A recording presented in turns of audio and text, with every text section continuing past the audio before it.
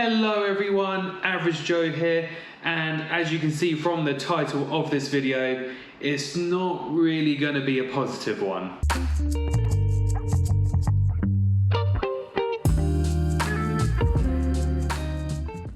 So the injury that I was talking about around my ankle area in the first week of my 10K training program, well, unfortunately that has gotten worse. And to give a bit of insight as to where exactly this pain is, here is the ankle bone, and essentially the pain is right there. It is a very localized pain, which is what the big concern is, because if it was, let's say, a tendon pain or muscle pain, it would be more generalized along the leg.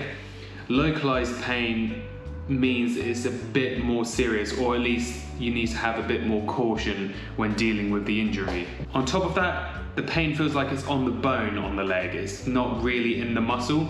And I did some muscle exercises around that area just to see if when I contracted the muscles around there, if that hurt, then that would mean that it maybe is a muscle injury. But when I did those exercises, there was no pain whatsoever.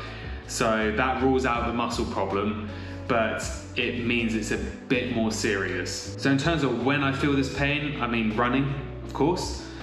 I also feel it when I'm walking at a faster pace. If I slow down, then not so much, but if I'm out for a long walk, then it will start to feel uncomfortable. And sometimes even when I'm just sitting down in my chair, I will feel some discomfort in the area. And I ran through all of this with my physio, and he suggested to take around 2 weeks off running and to keep going to the gym, maybe do some spinning if my leg allows it. But yes, running has been slashed off my schedule for the next 2-ish weeks. And that is just being a bit cautious before my next in-person appointment with my physio, where he can really look into what the problem might be. I am very nervous that it is a stress fracture. I mean, all the symptoms seem to be pointing towards that. I'm really hoping that I've caught it early enough, if it is a stress fracture that is, and by resting it and doing other things that don't involve running, it will allow it to at least start the recovery process, start the healing process of that area, and hopefully that will mean that I don't need to give up running for 1 month, 2 months, 3 months. Now, if I'm stopping running, what does that mean for my 10K training that I just started? Well, that is going to have to go on ice. I'm going to pause that whole training program, and after my physio appointment in roughly 2 weeks, I will reassess what I want to do with the 10K training. An option is to just completely scrap that training plan, completely scrap the race, because especially with an injury like this, priority is recovery. I don't want to have to stop running and skip races. It's better to do that for a short term than it get worse and then I'm out for a really long amount of time. And as I'm relaying this information to you guys right now, I feel okay. I feel like it is what it is. This has happened now. I can't change anything. What I can do is react to it. What can I change from now on? What's in my control? I know that is easier said than done. When I'm actually going through this over the next, well, for now, a couple of weeks rest, it's going to be a struggle not being able to run.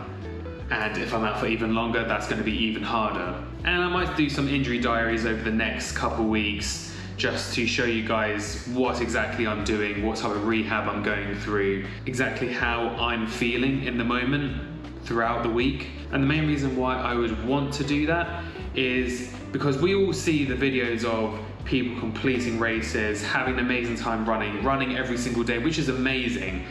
But I feel like a lot of people don't record their injuries and all the frustration and the negative emotions around that. And I want to capture that because when you run, there is a high chance that at some point you might get some sort of injury, whether it's tiny injury or a big injury. It's just part of life as a runner. And I think it's best to be as transparent as possible. Anyway guys, that is the update from me.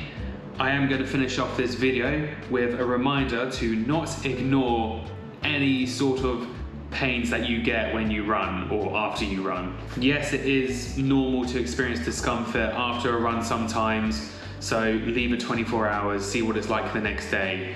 But if it's a pain that's lasting quite a while, don't ignore it.